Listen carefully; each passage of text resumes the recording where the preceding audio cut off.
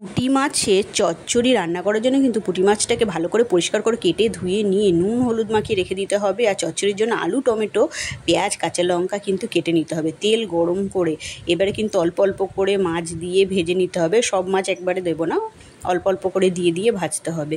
সব একবারে দিলে তো একসঙ্গে লেগে যাবে, তাই জন্য অল্প অল্প করে মাছ দিয়ে এবারে একটু লাল লাল করে ভেজে একটা থালার মধ্যে তুলে রাখতে হবে। আর ওই কড়াইয়ের মধ্যেই আর একটু তেল দিয়ে কালো জিরে ফোড়ন দিয়ে কেটে রাখা টমেটো আলু পেঁয়াজ কাঁচা লঙ্কা দিয়ে এবার একটু ভাজতে হবে স্বাদ মতো নুন দিয়ে একটু ভাজলে তারপরে যখন এর কালারটা একটু চেঞ্জ হয়ে যাবে তখন এর মধ্যে হলুদ দিতে হবে। হলুদ দিয়ে আবার একটু ভেজে এর মধ্যে দিয়ে দিতে হবে জল দিয়ে ঢাকনা দিয়ে ঢেকে দিতে হবে। যখন জলটা ফুটে উঠবে তারপরে এর মধ্যে মাছ দিতে হবে। মাছ দিয়ে আবার একটু 5-7 মিনিটের জন্য ঢাকনা দিয়ে ঢেকে দিতে হবে।